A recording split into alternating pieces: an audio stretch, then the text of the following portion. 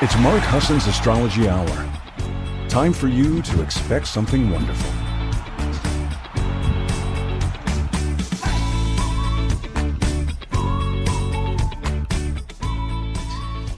Well, good morning, everybody, and welcome. It's Mark Husson, and this is the Mark Husson Show, and I'm coming to you live on October 2nd. Did I say October? It's getting funny. The speed of light, the speed of time, which is at the speed of light. 9 a.m. my time, 8 a.m. on the Pacific Coast, 11 a.m. on the East Coast. How the hell are you? So good to see you guys.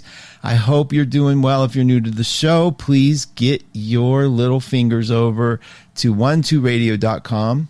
Click the chat button on that left-hand side of the screen, and you will be brought over to the amazing chat room, which is hosted by Jay Varvel, who is my producer and friend and amazing psychic. He just did a great show with Carolyn and on Catch Carolyn. I'm really enjoying their rapport. You can just watch people and their evolution. It's really fun. And because Carolyn isn't new to radio, but it is definitely fun to see her. She wasn't there for a couple of years, and now we're seeing her just enjoy herself, and I just enjoy the heck out of the fact that she's on the air, that Jay produces with her. It's just fun. You know, there's a backstory to everything, which I guess my Venus in Gemini just happens to have. My Facebook is wanting me to put in a notification. Yes, that was me. Hang on just a second. Let me just say yes to Facebook so I can come and see you guys. Continue. Thank you. This was me. All right, there we go. So if you get over into that chat room, you will be seeing some amazing people like, here we are. Thank you so much for letting me in. I love it. So who do we got? We got Terry in the house. Thank you so much. Looking forward to having you here, Terry. It's so sweet. Hey, Lynn, thank you for checking in. She's taking care of her mom this morning, so she's probably not listening live, but when you are listening, I'm going to be here for you. Nadine, good morning. Sending Sunset Angel for the day. That is a beautiful image. You guys are so creative with what you do on Facebook. Look at Jennifer Lakshmi Dove. Feels like 100 years. It's so good to see you. She's listening while driving to the lake, taking Freya, her little baby, out on the paddleboard again.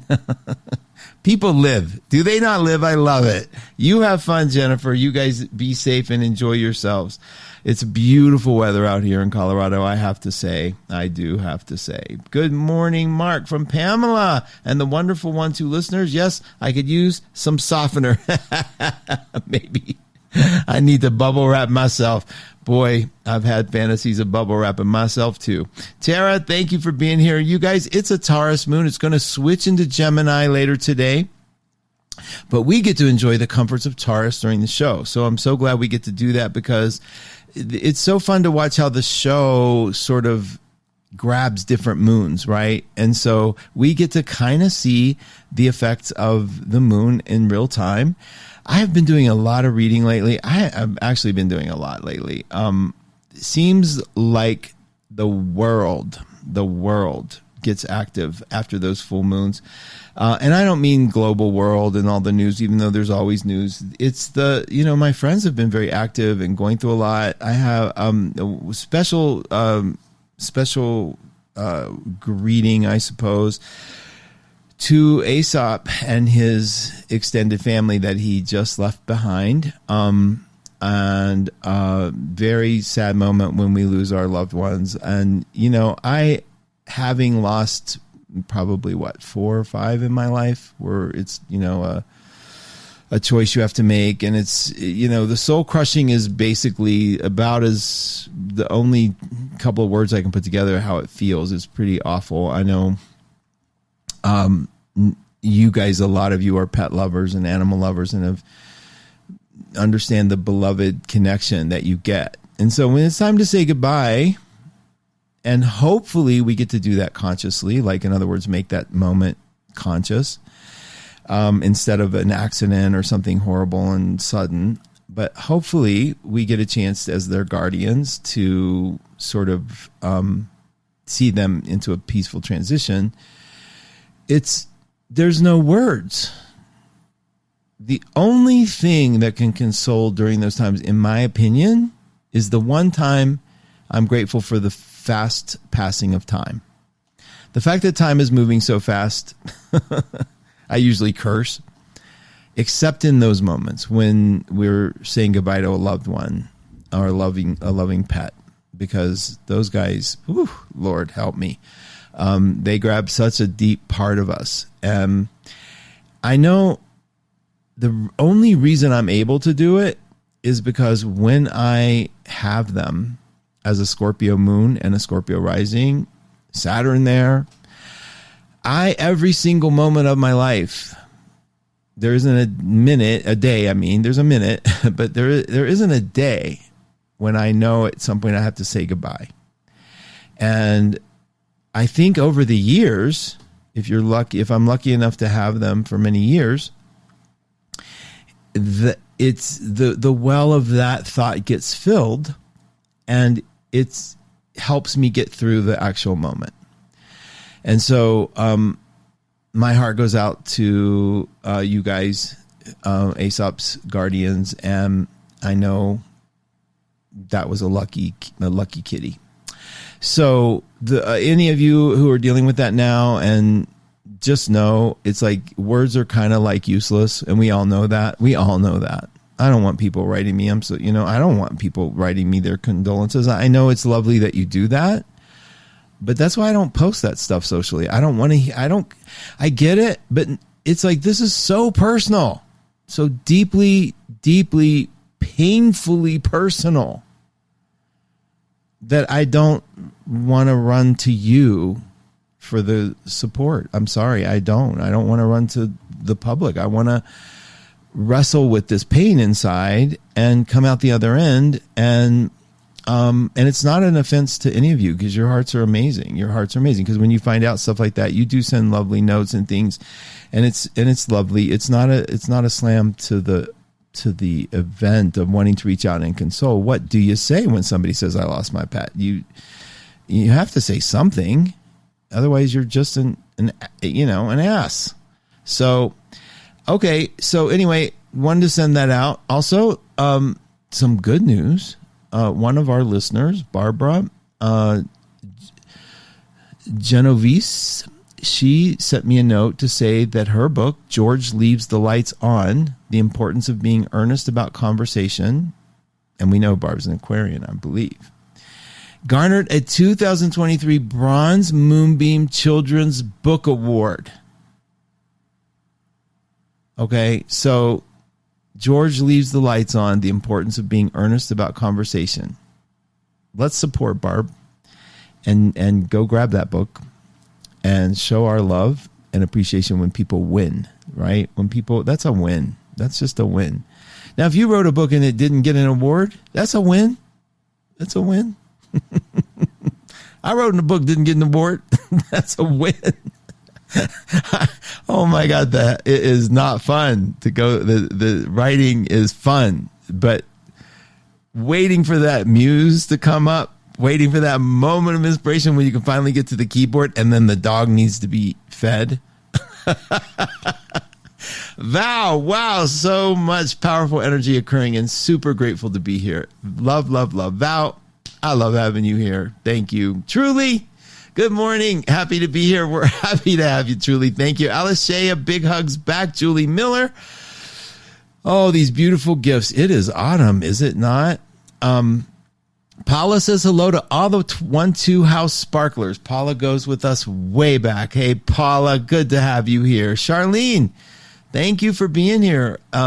Making my Monday mornings more interesting. Thank you so much. Quelly, thanks for being here. Miriam, so good to have you here. Jackie Walsh, the woman with words, thank you for being here. Maya Constantine, Leslie, Keith, Natural Soaps. I love that. Thank goodness for the Taurus moon. I chose to receive a powerful acupuncture treatment Thursday, which was healing and needed, but the aftermath of the treatment is only really subsiding. Boy, healing is terrific, but sometimes it can be uncomfortable. Bottom line for me is slow down. is to slow down and smell the flowers and the crispy, lovely autumn air. Yes. And a couple of hugs to the people out there that I know that are actually got COVID and recovering. So big hugs. Love to all of you. And yes, healing is an amazing, like when you know you're healing, when you're starting to get sick, I don't know about you guys, but when I'm starting to get sick, I'm going to die. That's just like, I'm sure it's the worst form of cancer. And I'm thinking about like, okay, what do I need to erase? What do I need to get rid of? But the healing is kind of badass, isn't it? It's kind of like, oh, I feel better. Oh, and you're like, oh, I remember I got the worst flu of my life. And I mean, the worst, several years ago, worst flu of my life. I knew I was going to die. I just knew it. I went to an acupuncturist and said, look, if I have AIDS, just tell me, please. And she laughed. She said, what do you mean? I go, I don't know. I never felt this weak and I'm just not recovering. And a couple treatments. I mean, it was amazing. And I remember going back into the store because we had the store at the time and just being so grateful for even the evil customers. I was so happy to see everybody. So I get it. And sometimes we need that little ebb and flow for whatever reason. So thank you. Okay. So let's talk a little bit about, I posted a chart up there. I have been doing a lot of study. Sometimes I feel like I want to have a show just to talk to you about my week. And then we have another show to talk about astrology and another show to talk about like some of the more deeper psychological things that go on in our lives. Just so much to talk about. But I already know I have a saturation point. There's a point where it's like too much, Mark, honestly, even for me. And so thank God for sleep, that few hours of sleep that knocked me out. Okay. And I tease, right? Okay. I've been doing a lot of reading. I got the new Liz Green Chiron book. Oh dear God. Could she just stop being so brilliant?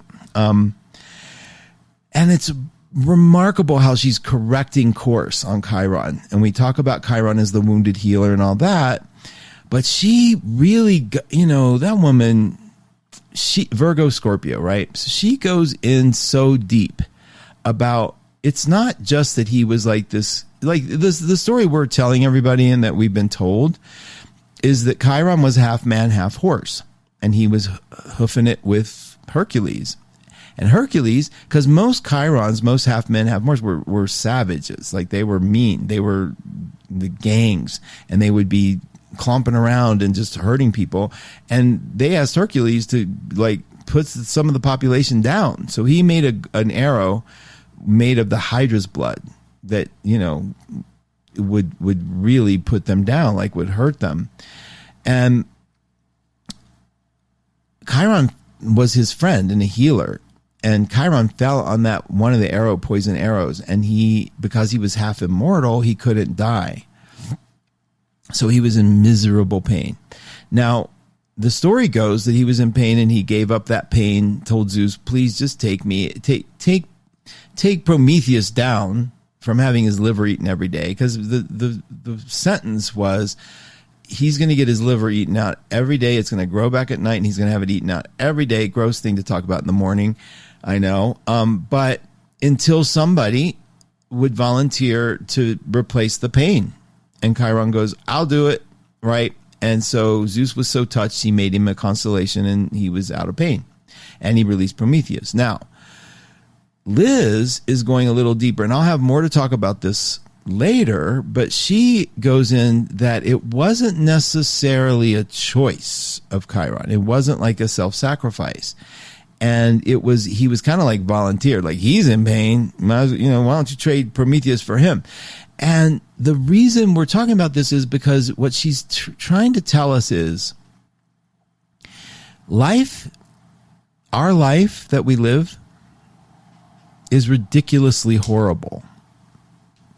I know that goes against a lot of what, we do our affirmations and we do everything we can to keep our heads above water. But when you think about it, at any moment, our lives are up for grabs.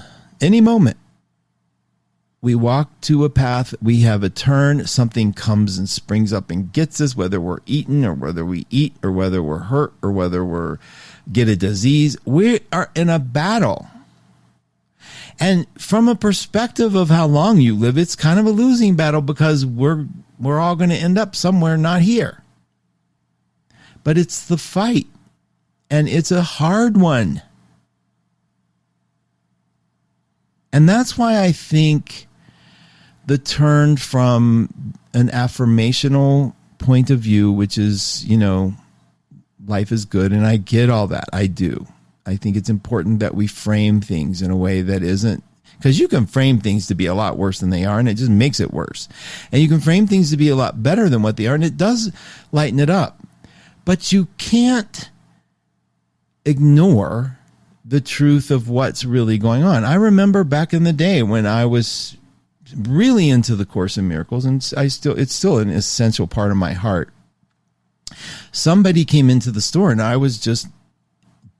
didn't like them. They were rude. All my opinions, and I was like, she's like, can I get a discount on this? And I was like, no. And she said, aren't you Mr. Course in Miracles? And I went, yeah. And that's why I'm telling you the truth right now. No, it's this sort of like the idea being that whatever personality we have, whatever thing we do, we have this idea of like what good is, what bad is, what is, but the bottom line is it's all essentially meaningless because we're going to go away.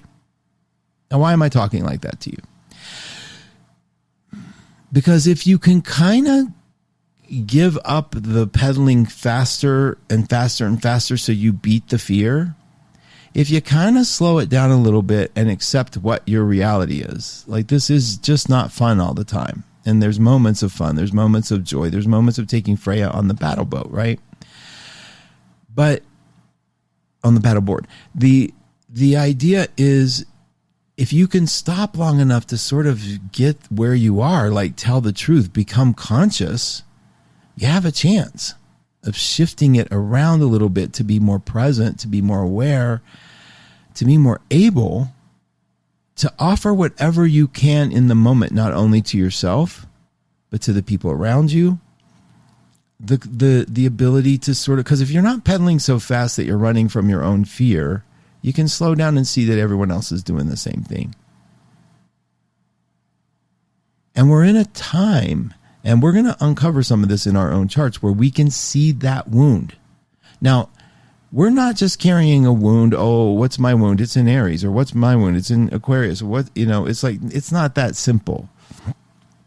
We're carrying everything that was ever given to us that nobody else wanted to carry. It is kind of the sins of the parents, but they were carrying the sins of their parents.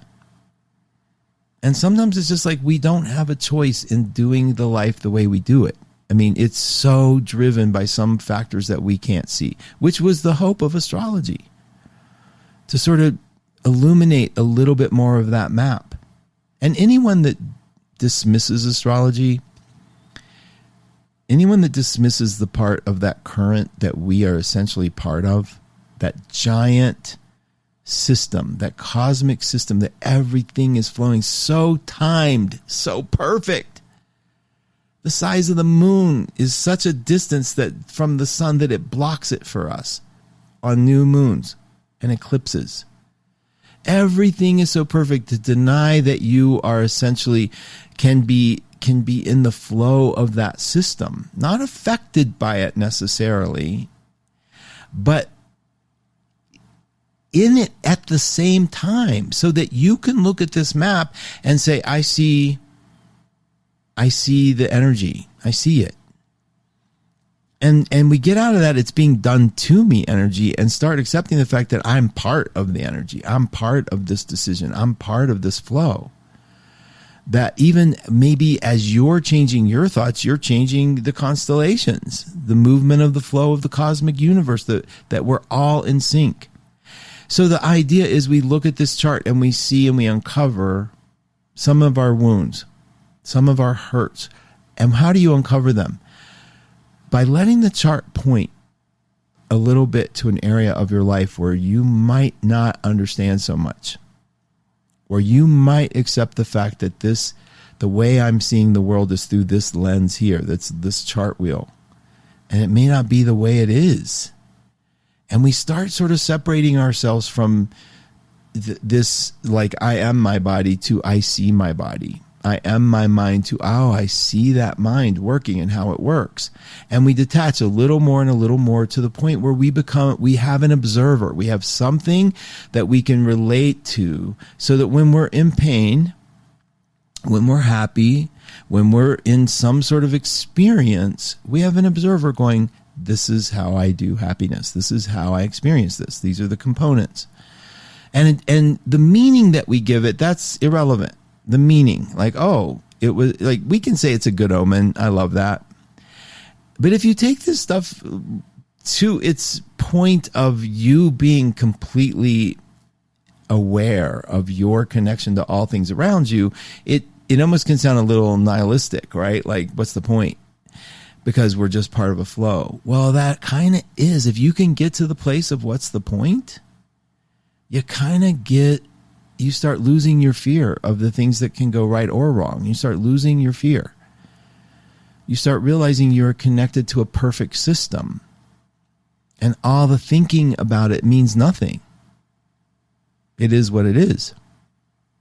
It's a cycle that's bigger than us, that's more powerful than us, that understands, that is us at the same time. So while we have this brain that's sort of figuring it out and sort of thinking, we also have this other reality that's going on, that I'm a part of something huger, bigger, something that's perfect. And that brings us back to that thought that a lot of New Agers say is, you're part of love. You're part of something, the most pure thing that exists. So if you quit pedaling so fast, take a minute and look, you might be able to sort of uncover some, like, blame is a good example. Blame is a great example of where you've opted out of the system and don't think you're a part of it. It's their fault. It's Mercury's fault. It's Uranus's part. It's all that. Can you imagine healing blame, healing resentment, healing it to the point where I get it now? It's like they are part of they are equally part, the people I'm accusing and the planets are equally part of this system as I am.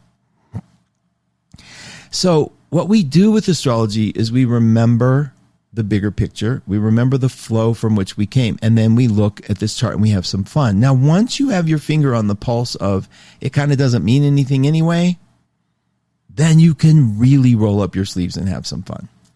And I'm not talking on the level of like, well, let's go kill people because it doesn't mean anything. That's just stupid. That's where your brain starts, your ego takes over and your brain misses the point. This is so much richer and so much more about you feeling that flow in you, that you realize I can play this game of rising sign. What's my rising sign? How do I look to the world?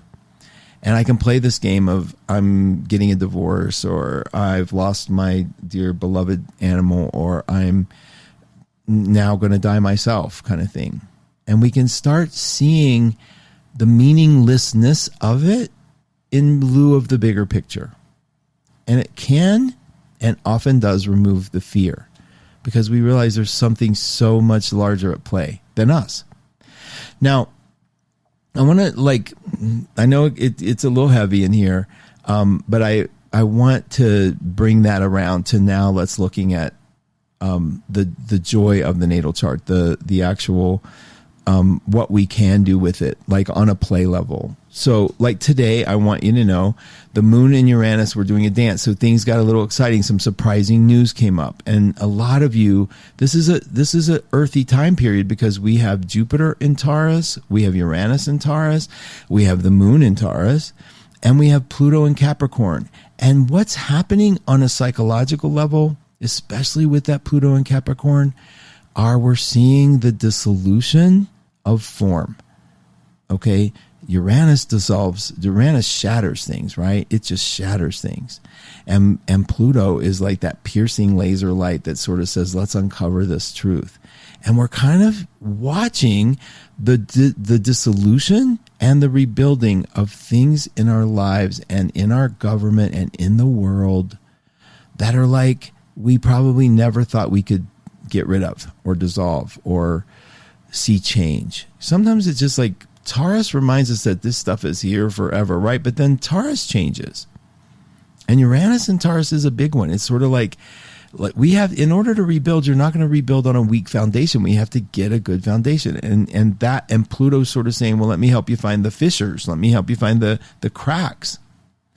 And so while that's going on, and today is sort of like a good day for that. Like, wait till you see the Gemini moon flip. I'll get you the date of the Gemini moon. You know, you go to markhusson.com or Mark's Power Peak, and you can see where the moon is, when it's what time it's changing. And I'm going to do that for you right now. And the password is moon, all lowercase, for those of you that haven't signed up yet. And please do sign up. It means a lot that we see the mailing list sort of grow incrementally. So today the moon is going to go into Gemini tonight. It's it's going to be in Taurus all day. I thought it was going to be a lot sooner than that. It's going to be at Taurus. It's going to be in Taurus until late tonight, so 10 p.m. So you may not even be up for it. So tomorrow when you wake up, we're going to see Gemini. See, that's the help of going to the Power Peak, where CA puts together such a lovely interpretation of all this. And if you don't know, like, you go to Monday and you look under, and there's this blue text that's sort of italicized, and it says the moon goes void, of course, at 6:20. Now that's just saying it's preparing to leave the sign. And then the next sentence should tell us what it's going to do. It enters Gemini at 10:03 p.m. That's all that little italics is telling us.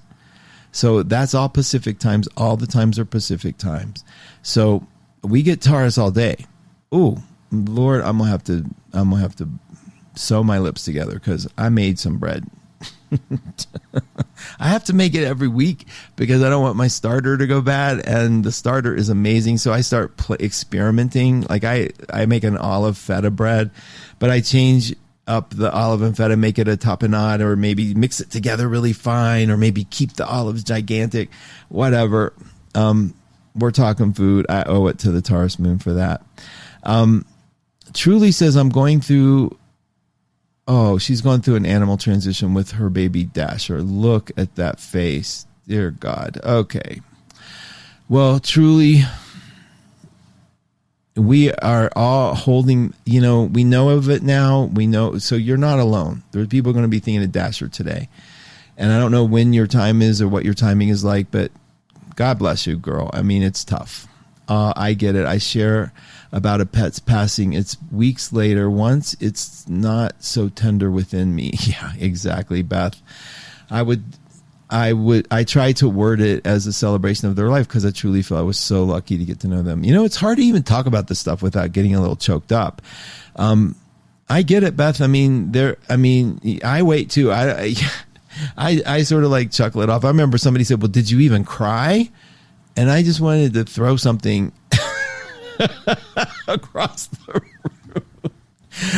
room. Okay.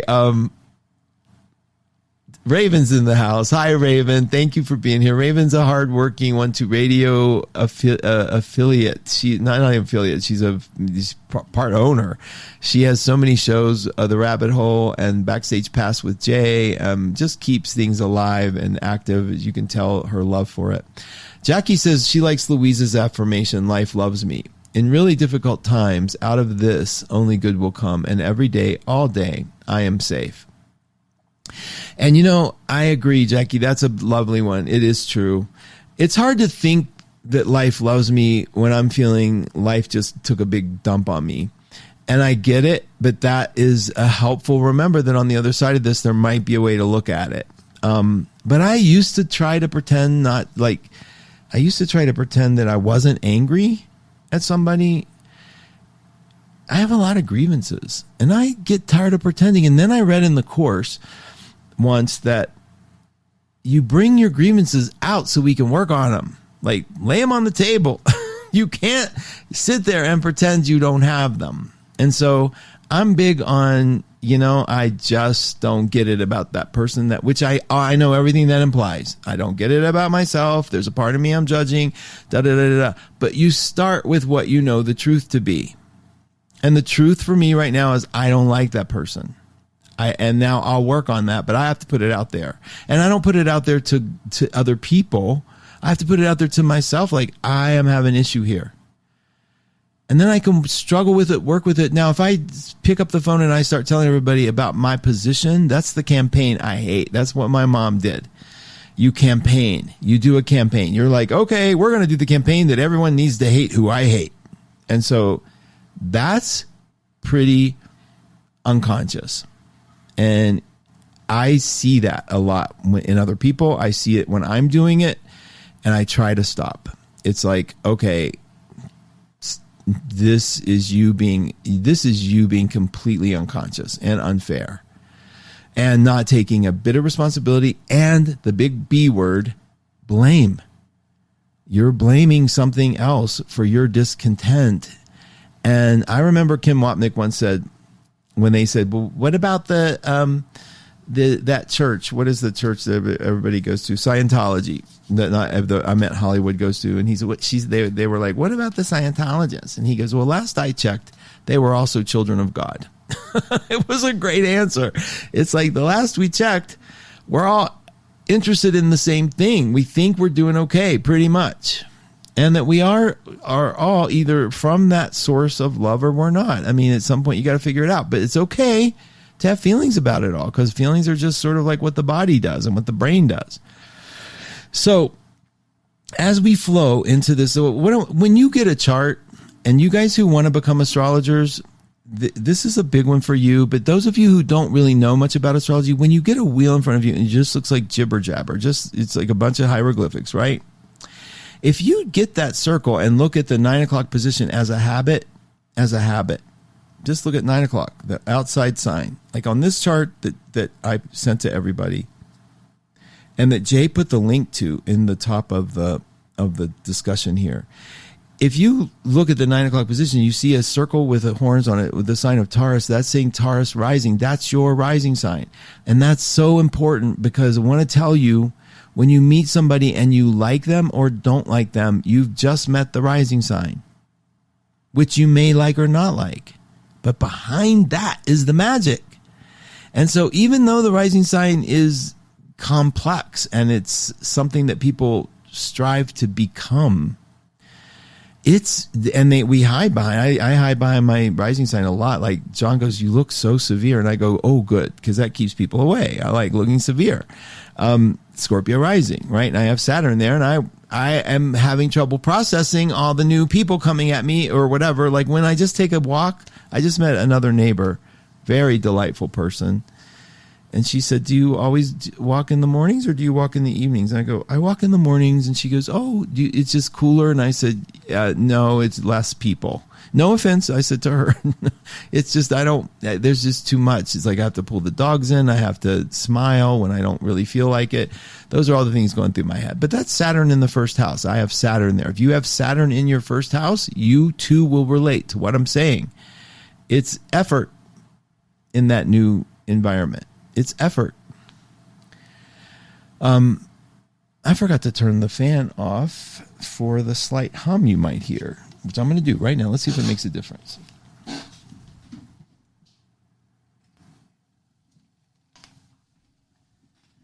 makes a difference for me. Okay.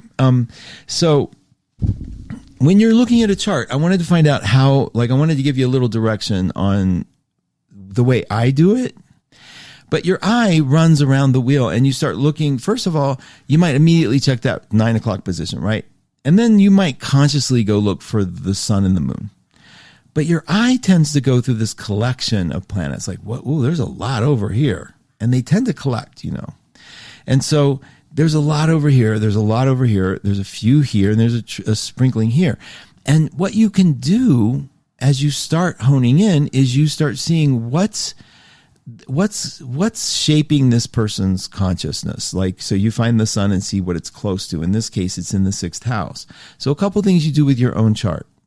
If you know your time of birth, find the sun, the circle with the dot in it, and just note the house it's in. Forget the sign it's in, because you know your sun sign, right? So if you forget the sign that it's in, the house that it's in will then tell you that person's motive. Serious, like without a doubt, more powerful sometimes than the sign that it's in. What house it's in is amazing. Tells us so much. And so And then start adding in the components around it. Like this sun sign in the chart that I sent out, the sun is in the 6th house. So we know this Libra person, even though it's not a person, right? This was an event. It was yet today. But if this were a person, we'd say, boy, they're a Libra, but they have this desire for service, a desire for perfection, a desire to be useful. And that's important to note. Because then we might go, oh, they're Libra, they're into relationships, and they like looking good, and they like keeping everything. They like keeping it light. But here you have it in a service house. Here you have Libra whose head's down a little more, looking at the details a little more deeply. And then that helps you understand the type of Libra that you're dealing with. And when type of Libra is very important, because this is remember, all the air signs are there's some human form to the air signs, right? There's the twins of Gemini. There's the scales, even though that's inanimate, it is being held by a human. And then Gemini, Aquarius is the water bearer, a human, right? So, or a person, it may be a god, but it's in human form. And so we see with the air signs, there's a lot about this. They have form and structure. Like the other signs are like fish and crabs, like for the water signs, lions and tigers and bears, right? So, but here we have human. We have this rationale. We have rationality. So when that rational part is in the sign of Libra, it has a lot of options to be icy, the scales, fair and objective, but also like in the 6th house, oriented to service, to justice. And you do that with your own chart. Find out where your sun sign is, because that's where you're so at home. You're so at home as a teacher, or you're so at home as somebody to burst out onto the scene, or you're so at home with your comforts, whatever it might be. That is an identity you take. So you're an honorary Virgo with your sun in the 6th. You're an honorary Leo with your sun in the 5th. Honorary Cancer with the sun in the 4th. Regardless of sign. Throw the signs away for a minute. Okay? And if your moon is in the 1st house, your moon is like an Aries moon.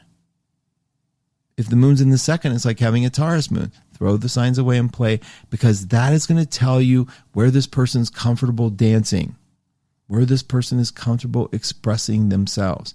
And as an astrologer, you get to look for that stuff. So here we have a Taurus rising with a Libra moon. What do they have in common? Well, they have Venus in common. Venus rules both. So we know this person's very charming. And when I get into the manipulation of the signs, we're going to talk a lot about why Libra has the ability to charm people, why Taurus has the ability. Taurus's charm is terrifying. It's terrifying. If you know Tauruses and they want something, their charm is ridiculous. It's ridiculous. It's almost like a shadow. Tauruses get what they want. What about Libra? Libras charm you by finding the gold in you. And then when you look at a Libra, they're looking back at this kind person, like I'm dark and evil and I like whatever, right? That's what I'm feeling inside. I'm dark. And I'm giving an example. And I meet a Libra who goes, "You are the sweetest person." That's a Libra. And you're like, oh, you kind of become, I watch John, people become what John sees, and he sees the good in people. Conversely, right? I see that person can hurt me and I bring that right up. But John sees the good. And so that's Libra's gift. And so where you have Libra, you're able to do that. But if you see a Libra sun sign, that's what their gift is. Now, when you see a Libra moon, that's what they want. That's what they need. They need it peaceful. Libra just creates peace, right? Libra sun, I just see the good in you, or I'll just walk away. Remember, Louise Hay was a Libra. And she always told me, when you see a camera smile, just smile. And she would just light up like life was good, because that thing's going to be a permanent record of you. I have a million pictures of me scowling, But she's like, when you see a camera, just smile, just perk up no matter what's going on. And camera would show up, boom, she'd smile. But Libra moons, they're like, it's a requirement.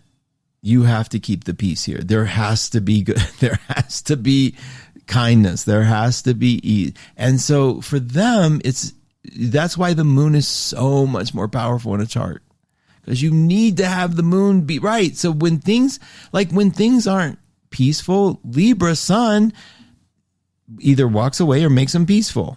When things aren't peaceful and you're a Libra moon, you're a wreck, right?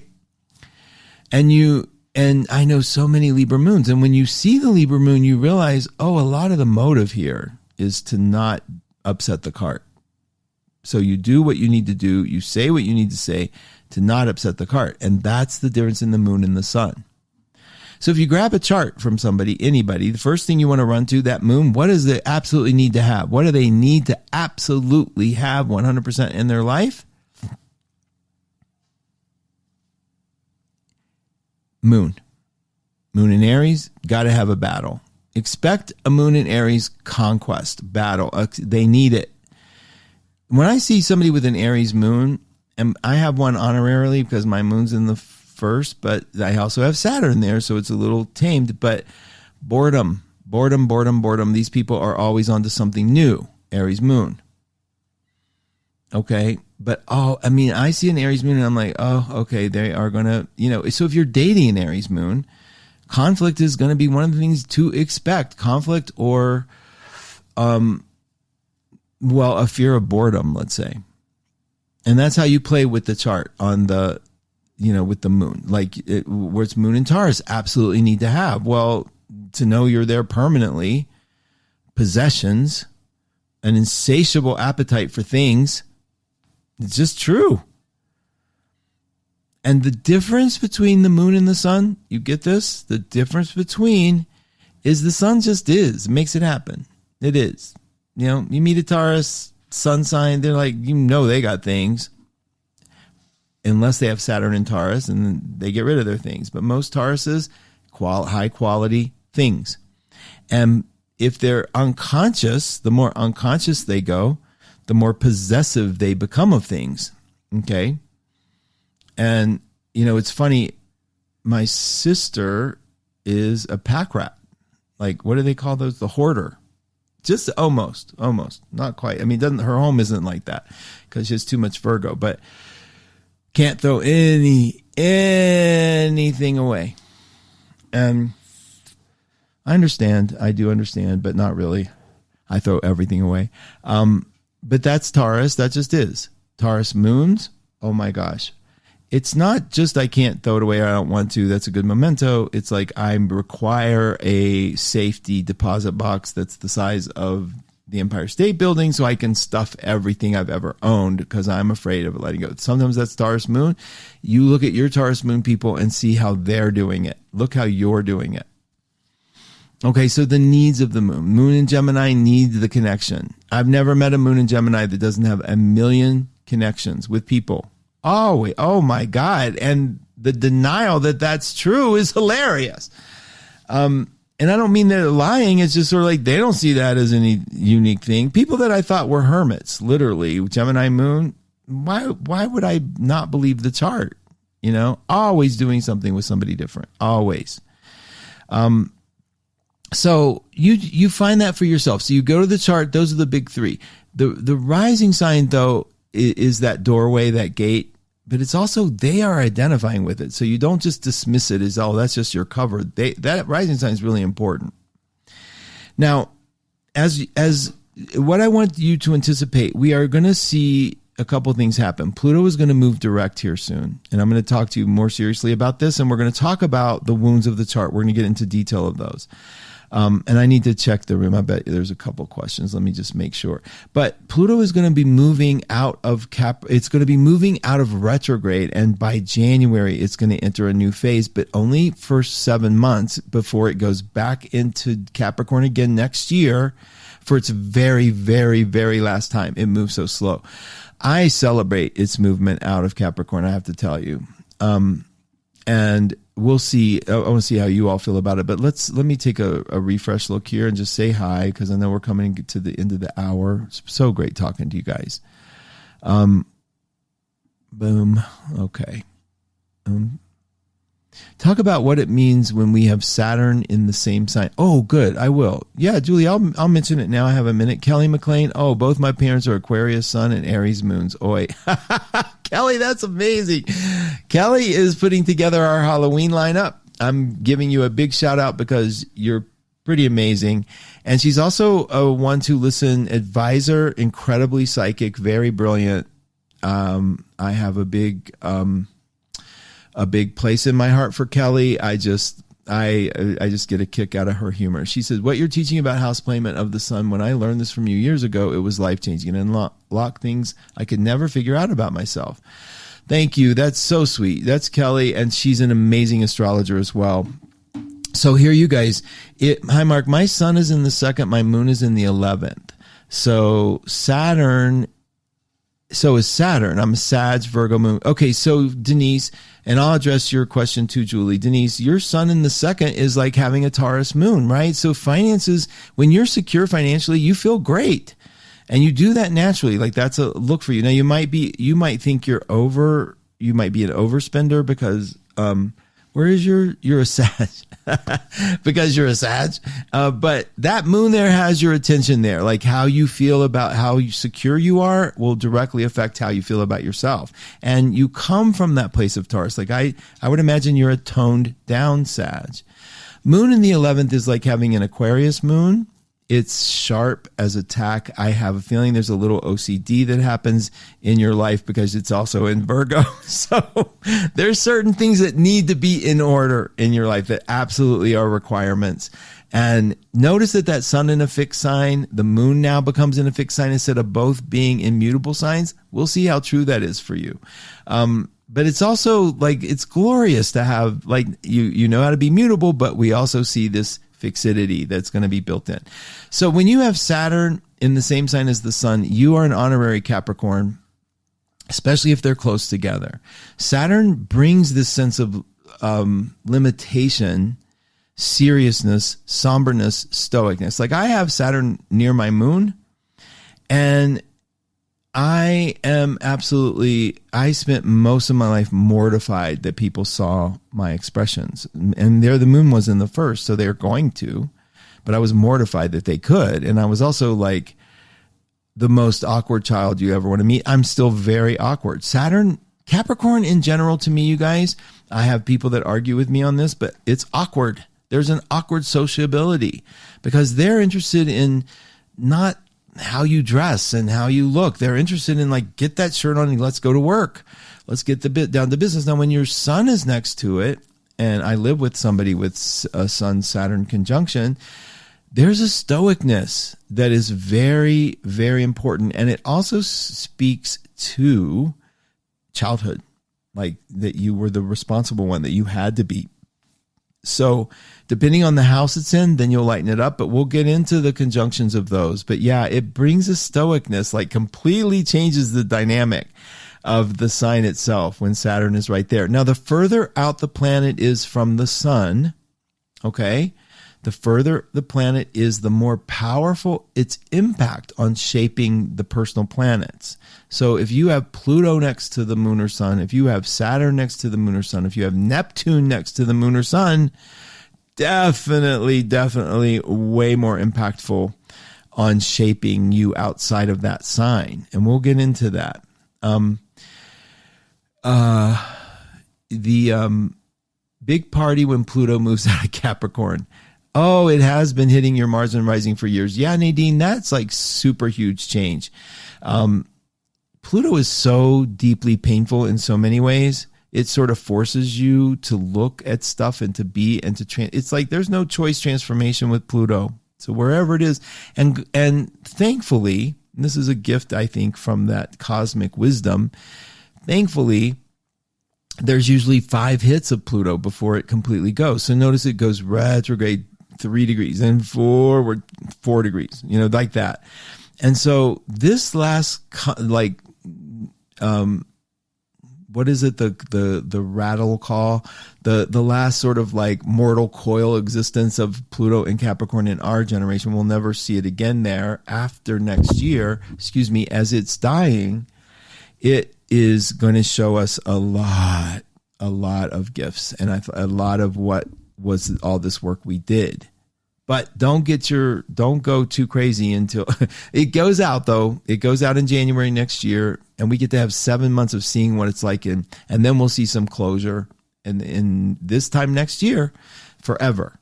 Okay, I'm a little excited about that because I've been over this whole Capricorn government craziness, whatever you define as your crazy. It's been my crazy for way too long.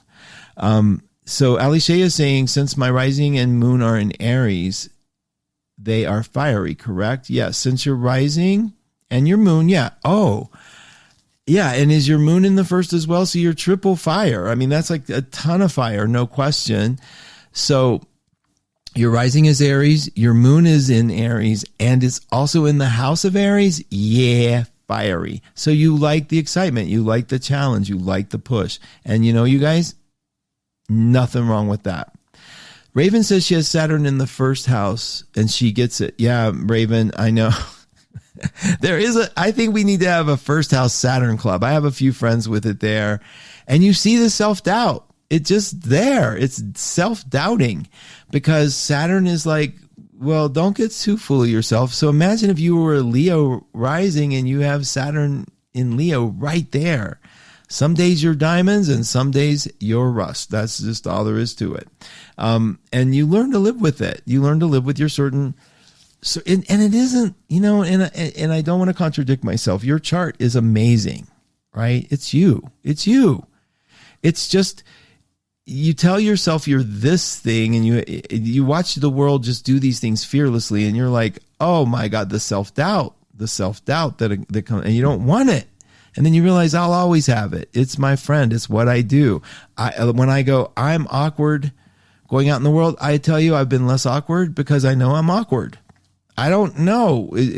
I don't even know how to explain it. If I'm the person that if somebody's laughing when I walk in an office, it's me. My shirt must be out. My zipper must be down. Something. I'm a wreck, right? But it takes me a minute. And then I own it. Then I own the office. Because all of a sudden, all the boxes are checked, all the information's come in, and I'm like, okay, I don't care anymore. And that's the beauty of Capricorn. So wherever you have Saturn, we got to do it. We'll do Saturn, Pluto, Neptune shows, and I'll take anything you guys want to go over. I really am digging the new Chiron book, I have to tell you, because I mean, I don't think you can get deeper than Liz Green, so I highly recommend it. She said, Alicia, Jackie Walsh has Pluto in Capricorn. Wait a minute. She's tired of Pluto in Capricorn. I have my moon, rising, and Mercury there. Yeah, girl. You are a different human being as a result of it, and it's coming. You're coming down the bend. Hang in there. Alicia, sorry, ascendant and moon in the first house. Well, your ascendant, Alicia, is always the first house. That's what it is. So tell me what sign your ascendant is. That will help. But your moon in the first is fiery for sure. Okay, so let's wrap up, you guys. Oh my goodness. Can't we just all go to breakfast sometime? I mean, I don't care what your food preferences are. I'm playing with veganism, and here's why. I'm reading a book called How Not to Die, and then he wrote a book called How Not to Diet, Dr. Greger. He has a website, nutritionalfacts.org. I don't know why I'm not endorsing anything. This sounds like virtue signaling again. I'm so sensitive about that, and it's not. I just like you to know what I'm up to. And he is like always landing on the studies, research.